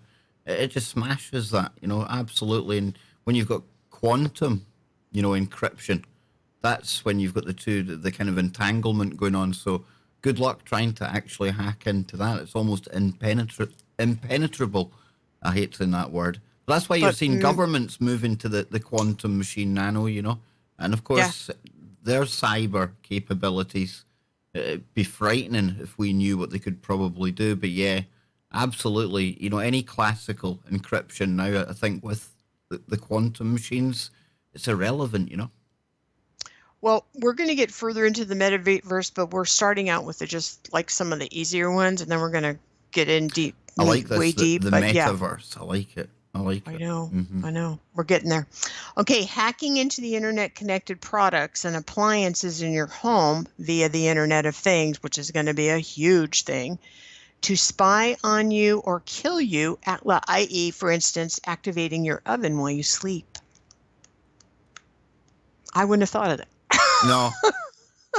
You don't need a gun or a knife anymore. No, just hack into somebody's oven. I just turn on the oven. Yep. Crazy. Hacking into someone's wearable device to spy on them or gain access to their data. I thought that was interesting. It's probably violating going on right now. The rights. Well, go ahead. I mean, that's not 2040 stuff. That could be going on right now, Well, I think so. Yeah. I think the minute they write this stuff down, it's already probably possible. Yeah. Somewhere. Yeah. Okay. This is for entertainment related crimes. Having VR sex with an avatar that has the likeness of a real person, but doing so without that real person's consent. So I guess those things they're making, those robots that look like famous people. And this I guess that's going to be against the law. And I mean, this is one step further because this is digital, isn't it? Because it's virtual. So you're going into like a virtual scenario. That's pretty creepy. And I know people out there are going, Kev's thinking of AOC right now. No, definitely not. This is weird. And you don't think of some of the things that, are going to arise because of this technology, eh? Strange. I know. I mean, I don't know how I don't know how a digital representation of somebody in a virtual simulation, I don't know how that's violating the real person. I don't know. Well, you remember image the rights, holodeck? maybe. Are we I all guess gonna... what they're saying is if you go into the holodeck, which is really what it is, right? Yeah, exactly. You can't, like, for instance, if I like Hugh Jackman or somebody, yep, I can't do that. You can't put Hugh Jackman in my holodeck. I don't see I don't see what the problem would be. Whatever you're doing, whether it's sexual or hanging out or something, Right. Is it like copyright kind of infringement? Is that what they're saying? We're using their intellectual property or something? Who knows? I'm kind of wondering about that. Yeah. Because you know that there's actors that they've actually signed like things into their wills now that say that they cannot be used in a virtual form after their death. So this is obviously something that's been talked about, in these Yeah. circles. So I think this might fall under the same umbrella, kind of, Nanogirl. Well, okay. I actually think this makes sense. I'll tell you why. Um, energy is thoughts are things, right? Thoughts are things. We can create thoughts, we can create something to happen with our thoughts. If you're a famous person and you have beings doing things or talking to you, even in a virtual reality, those are still thoughts and things. And again, if we're going to be living in the metaverse, which is that reality, that's going to have impact. And how much of my energy would get sucked if I don't protect myself? Yeah, almost. There's another. You could almost look at it as some kind of digital voodoo as well, eh? Something you're doing to an avatar or somebody. Does it have some kind of effect on the person themselves? This is all the kind of things that probably that are going to have to be looked at as we move into this metaverse, whatever you want to call it, Yeah, 2040 window. We haven't thought of half the problems that are probably going to arise. right. Well, I've often wondered, like, for instance, you're a rock star, okay? Maybe you're Mick Jagger or the Beatles or somebody current. And um, you have all these people that scream and have fantasize about you. Do you ever wonder if some of these, now Mick, with the exception of Mick and some of these guys died young, right? That horrible, magical 27. Did they die because they didn't protect their energy? Did their life force get sucked by 27? There's something dark and deep and mysterious going on when it comes to that scene, isn't there? So Yeah, I've often thought about that for a very long time, and that's why I don't like to ever fantasize about people. I think isn't that me being a vampire somehow? mm. I don't know, something I think about. I think the same thing with movie stars. It's like you could see where they sort of put a wall up. It's like, okay, enough. Yeah, I'm famous, but come on, I'm really not that character. Sell their soul to the devil, Nano Girl. Exactly. Yes, indeed. For money. Ooga Okay. booga. All right, the next one. The sale and consumption of restricted chemical and digital drugs that will debut in the future. Read more and forget. But anyway, the sale and consumption of restricted chemical and digital drugs. A digital drug. I'm like, wow. This is our a whole new kind of catalogue of designer drugs on our way, I would imagine. That's kind of what I was thinking. Yeah, big time. Marriage between a human and an AI will become the civil rights issue of a future generation. Oh, not even far down the road. Not even, way before 2040. Way before there, yeah. Yep, Yeah. way before 2040. Here's one of my faves. Making use of geoengineering technology to change aspects of the Earth's environment or climate without the permission of international community. Yeah, they've been doing that for years. And not getting permission, yeah. Yeah. Siphoning off your neighbor's wireless electricity, similar in concept to stealing your neighbor's Wi-Fi. Probably going And on right now. building a nuclear, thorium, or fission reactor on your property without government approval. I'm guessing that's probably not legal now either. I'm thinking I don't want my neighbour to be building something like that next door. Just saying, Not that I'm saying he'll get it wrong or anything, but I'd rather they keep that for the labs, I just thought some of these were just like, okay, hacking into the controls of a city, vertical farms to ruin crops. Vertical farming, I think that's going to become a big thing. Anthony Patch first kind of showed me that. And, Yes, and yes. as we move into these kind of more built up urban areas, which they want us to do, according to all the other agendas that are running, for the future, yeah, definitely vertical farming, that's going to become a big thing. And I'm more looking at this for the technology that they're saying we're not allowed to mess with. So it's more like, oh, so we'll be doing a lot of vertical farming by this 2040. Of course, hacking into a fleet of commercial or consumer drones, big no. Flying a drone that broadcasts a malware virus through a neighborhood to infect the personal computers of its residents. Not far away if it's not already been done. Yep. Stealing the home care robot belonging to an elderly or disabled person. That's a no. It's going to be the new thing when you're like 17, 16, 17. That's That going to be a means new. if they have a Pepper, you leave her Pepper Poor alone. Pepper's getting played about with. I'm afraid Pepper's going to be persecuted. Yeah. No, Pepper's going to be a person by then, and Pepper you has leave rights, the Pepper goddammit. alone. Yeah, Pepper has rights. That's it.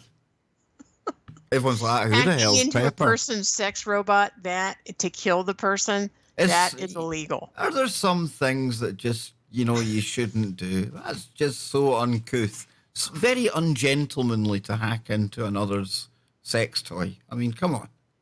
I know. Some level of respect about you, a bit of decorum in this digital age. Come on, people, Exactly. Stealing, here's one that's creepy.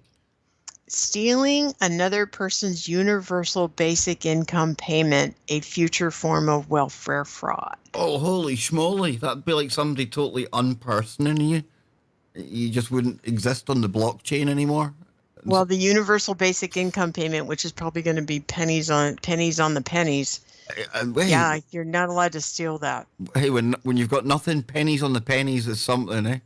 So It yeah, is. big time. It Imagine is. that somebody like going about as well, maybe somehow passing themselves off with your ID. So what I mean is, if they drop litter in the street or they make a bad comment over on something, it's not them that's getting penalised with a social credit score that'll probably tie in with the universal basic income as well.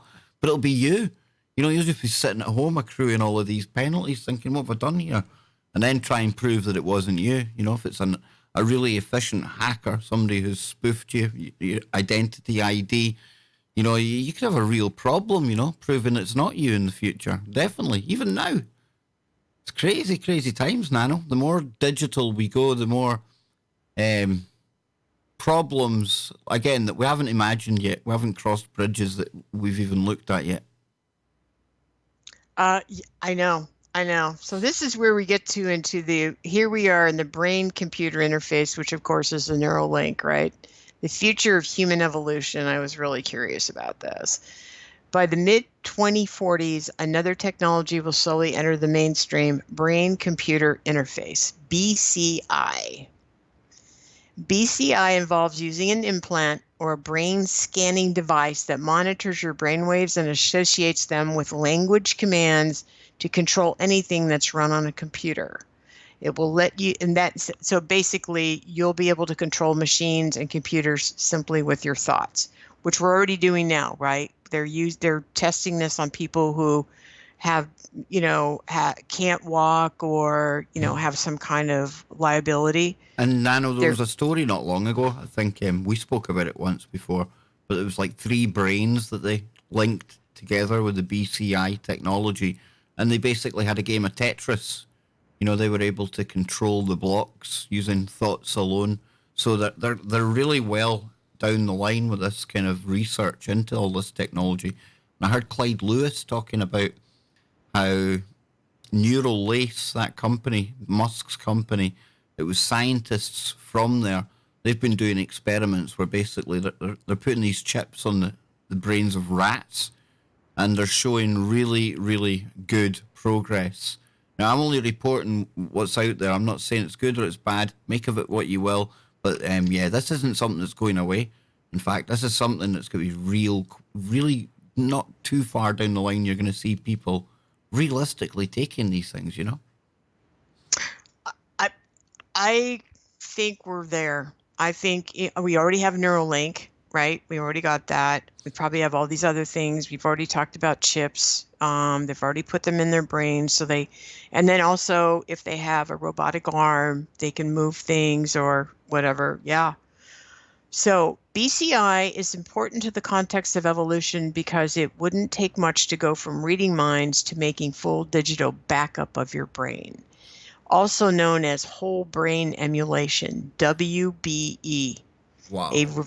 reliable version of this technology will become available by the mid 2050s. Sharing thoughts, sharing emotions, and sharing dreams. That's. I'm just sitting here shaking my head. Whole brain Yeah. That's emulation. going to be a big thing. I have a couple of examples coming up. That's the whole It's futurist dream, isn't it? That's where you get yes. into the uploading of consciousness and things. And So yeah, basically, we're going to be spending our time in our little boxes, traveling in the metaverse with all these hardware, software connections, talking to each other. So here's a couple of bullet points. The future of the internet, because I was curious about this as well. The following is a bullet list or overview of how VR and BCI will merge, virtual reality plus the brain computer interface will merge to form a new environment that could redirect human evolution. At first, BCI headsets will only be affordable to the few. And of course, it'll go to the rich first, and yep. then it'll go to the masses.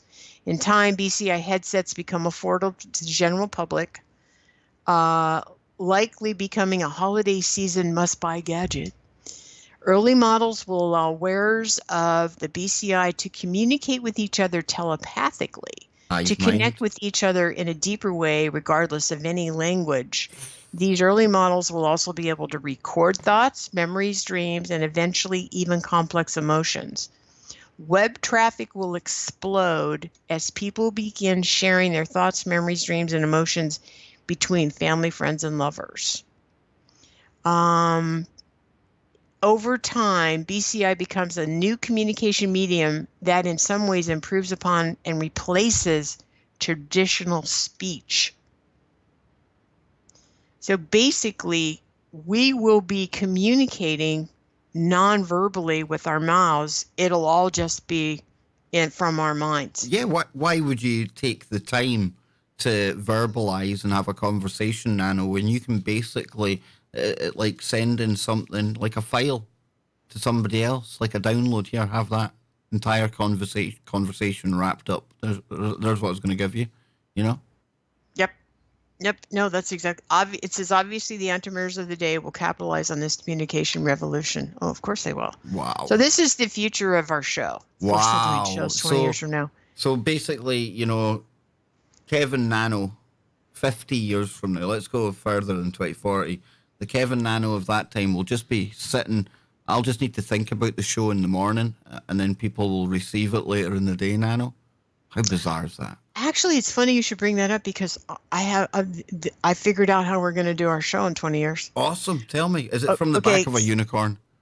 No? this is right here. It's like the software entrepreneurs will produce new social media and blogging platforms that specialize in sharing the thoughts. They will create new broadcasting mediums where entertainment and news are shared directly into willing users' minds, as well as advertising services, of course, that target ads based on your current thoughts and emotions. It's like Thought Book. No, forget Facebook. It's It'll be Thought. Thought Book. Yeah. Yes.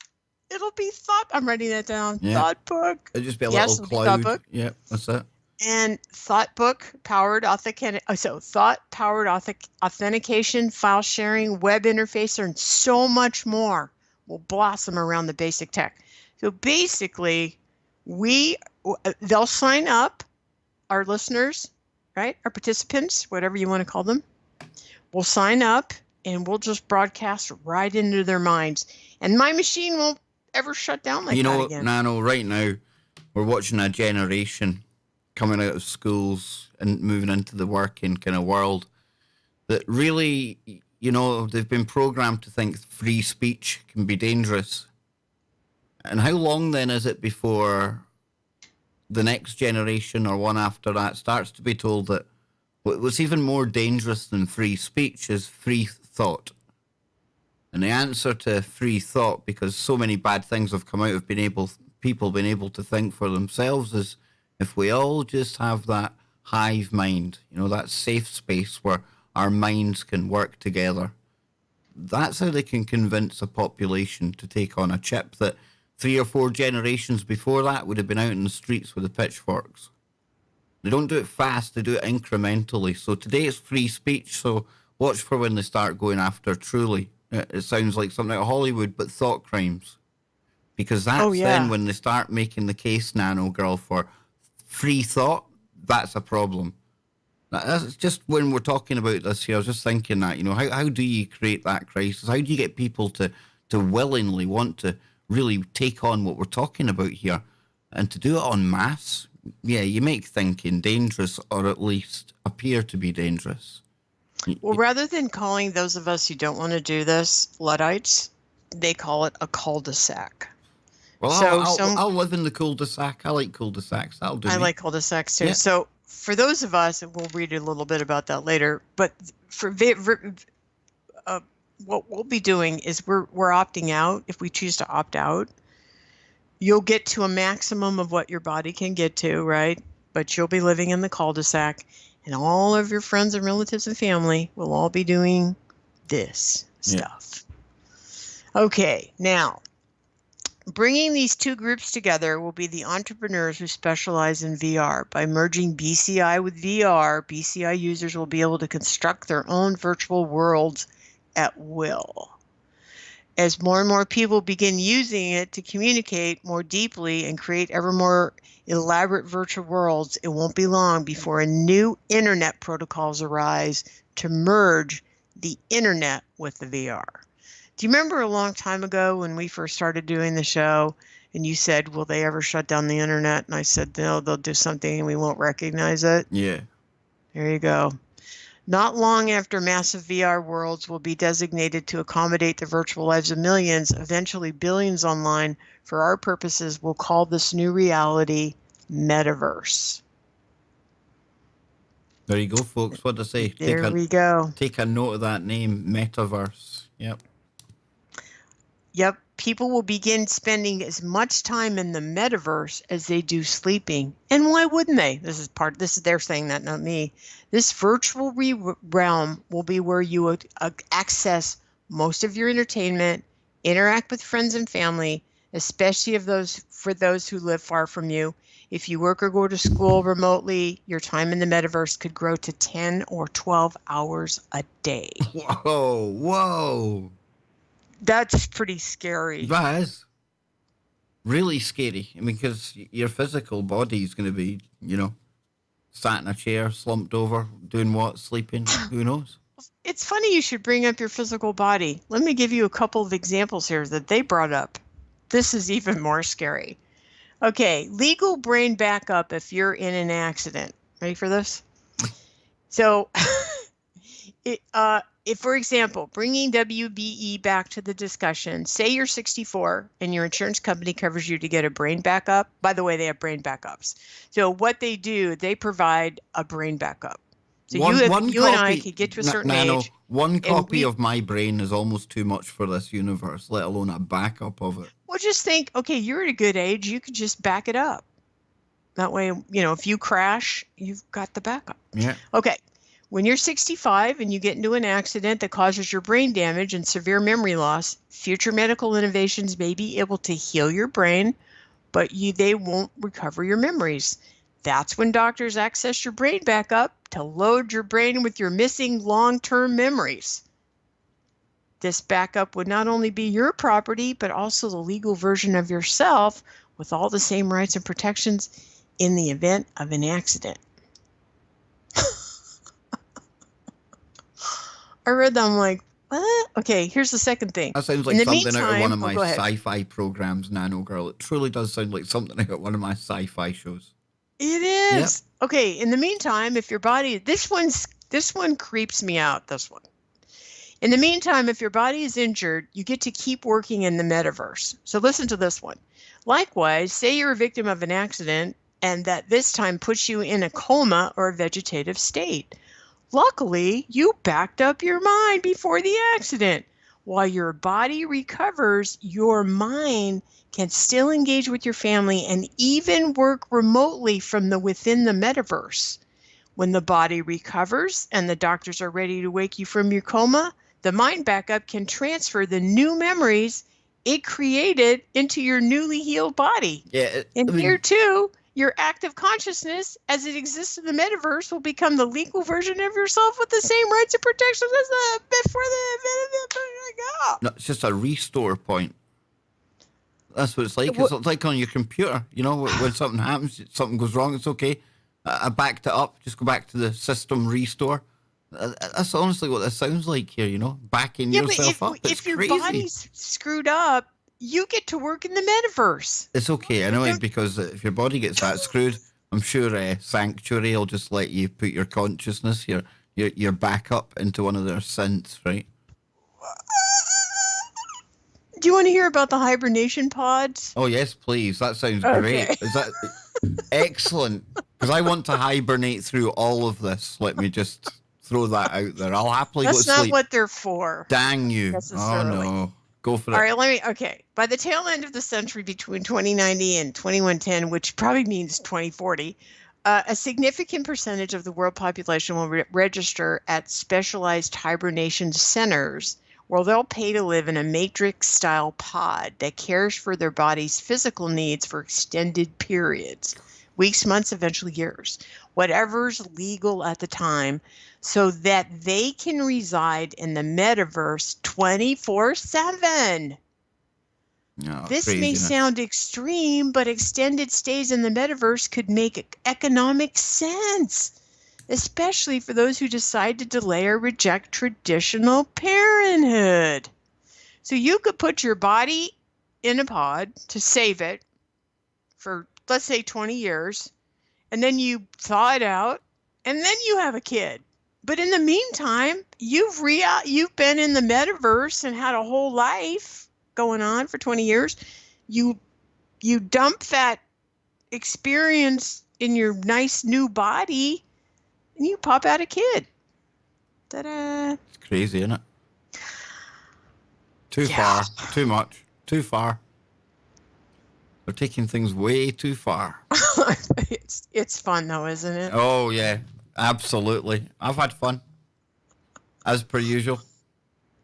Anyway, so that's what we can expect. That's where they're leading us. I won't tragic you with any more stuff.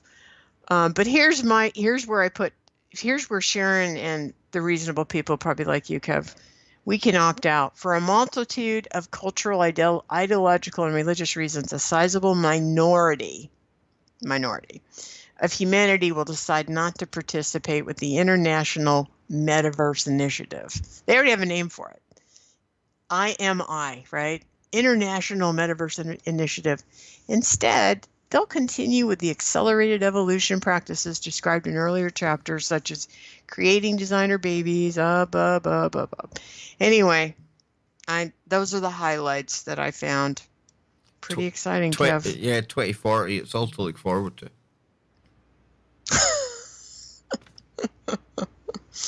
And like So we said, that is the highlight of our show. I think basically where we are is I think that they have a roadmap. They've laid it out. It's pretty clear. They're going to continue to march to this loyal to humankind, loyal to the planet, and loyal to the country. The country will fall behind because that's not something that's going to work with their paradigm. And that explains to me so much of what's going on in Congress, what's going on with our leaders worldwide. I mean, I think they've all got their marching orders. Correct me if I'm wrong, but the only reason, and the main reason, guys and ladies, that I brought this up is because I think going forward, if I'm not going to participate in the left-right paradigm and all this other silliness, then basically I have to ask myself the question, where are we going? What's their plan to get there? And what can I do to necessarily not participate in it and at least not be blind to it. And so Yeah. that's basically why I brought this up today. No, it's been good listening to this today, and I'm sure a lot of people can probably appreciate and recognize a lot of the stuff that you've brought up. Probably a lot of people share the same thoughts as well, Nano. And transition, I think that's a perfect kind of title for not just this show, but everything right now. We were even talking, before we go tonight, we were even talking about the alternative media, right? YouTube here, it's in transition, Article 13, demonetization. And of course, even some of the channels that used to be able to go to all the time, Nanogirl, can't even trust half of them anymore because of some of the things that have been out there recently, some of the topics that they've got into. And it's getting harder and harder during this transitional stage, not only to make sense of information, but to really know where it's coming from. People you thought you knew for not you thought you knew well. It's again, we're in transition. Everything's changing. Yes, it is. And I don't think it's easy to figure out who you can listen to. I think you have to listen sort of in between the lines. Like I think the thing that woke me up, and I'll just say for me, that woke me up to the Q stuff for me was, follow the plan. And I think at that point I thought, okay, this is not going to be for me, or where we go one, we go all. And I thought that's not really what I'm looking for. I'm looking for people who want to think for themselves, in fact, find it necessary to think for themselves and to empower others to think for themselves. But that's the And dangerous part. That's yeah, the thing. They want you to trust in some plan. They're happy that you trust in some nameless agent. It doesn't have to be Q. They're just happy so long as people aren't realizing that they're the actual thing that can change things here. Not anything on the internet. Not even levels of groupthink, but you yourself. How you think, how you act in the real world around you. That's the change. Not waiting for somebody else to do it, and certainly not following the crowd just for the sake of it. Yeah, so that's why I think that's the main thing they try to distract us from, Nano, coming together, and that we are the ones that can change things. well, if you look at all of the stuff that I just talked about, all of the tech stuff, it's all based on us being asleep, us going along with the program, not questioning anything. And so I got to ask, Kev, what do they get? Okay, let's future this to the pod situation. We're all in pods. Are they siphoning energy off us in a pod? Yeah, it's the reptilians that they want it. Yeah. No. Who knows, Nano? Who knows? People can hypothesize about that all they like, but something to do with energy anyway. Eh? To me, it has two things: something to do with energy, and the fact that when we create, when we think for ourselves, when we bring in the light and the energy that we bring in, and something comes out on the other end of it, and we don't even know, like a painting, or or when you do a garden or you cook a dinner. I mean, everything we do comes out because of the energy and love we put into it. That screws up their game, and they don't want that. And so that's why I'm saying is, by looking at the future, what, like this metaverse, no, I don't want any part of that. It doesn't even sound like fun to me. It just sounds like make believe, pretend. And by participating in that, I'm lost. I'm gone. I don't even see a reason to be here. How many people will they have on Earth during that time? Who knows? Who knows, Nano? Who knows? Yeah. Exactly. That's Yeah. almost 2 hours. I think we should maybe start seeing if there's anything in the chat room before we Okay. bid our audience farewell this Easter Sunday, Nano Girl. Anything happening in there? What's happening I'm in the just chat? Yeah. starting to look, because now if I read it, I'm not going to lose my train of thought. But I want to thank everyone. Thank you so much for coming today and If Q, somebody sharing in the your chat Easter room, Sunday somebody with in the us. chat room says Q tells you to think for yourself. Well, why you tell me Q says it then? You should be just thinking for yourself. You see, that's the problem here. you know. kind of disprove your own point there when you say Q tells you. But anyway, Nano, anything else in the chat room? You know how that letter triggers me. I just find it utterly ridiculous that adults still follow that. I really do. I don't get it. I know. I don't either. No, I'm just looking through, and again, I just want to thank everyone for coming, and thank you for spending your Easter too, Kev. no, I am, and I was meant to be streaming later on tonight, but because I've had such kind of a long day, got up early this morning. Obviously, I waited Rosslyn, and then come on the stream here and everything. I think I'll probably cancel tonight's stream with the guys. I've already spoke to Joe, so yeah, I've enjoyed. Like I said to you before, this stream, Nano. I'd throw everything I had into this stream, which I have done. So probably when I get off of here, nice cup of coffee, chill out, and probably fall asleep watching some really, really insane sci-fi movie. That's how the end of my Easter Sunday is going to go. I want to thank you for giving up your Easter Sunday to come and hang with me and all the good people out there. That really means the world to me. It really does. Well, I love coming on your show, and doing this show was really cathartic, as I said today. Thanks for letting me share all my thoughts about what's gone on the last 4 months, and I'm sure there's more to come, sir. Oh, absolutely. It doesn't matter what they throw at us, Nano, whether it's a virtual internet, the metaverse. We'll still be doing it somewhere, right? We'll still be broadcasting from somewhere. But hopefully we can get you on either KBS or back on the stream sometime really soon. I want to thank everyone for tuning in today. To hear Nanogirl, you can come and hear me anytime, folks. So it's all about Nanogirl. When Nano comes on the show, I'm just the co-host. I'm quite happy to sit back and let Nano share her thoughts with all of you. And it always gives me, and I'm sure all of you out there, something to think about as well. No doubt you'll agree with some stuff. You'll disagree with other stuff. But me and Nano, we definitely wouldn't tell you what to think. Just encourage you to think. And that's the main thing. So we provide, you decide. And until next time, we will leave you to get back to your Easter Sunday. Goodbye and God bless.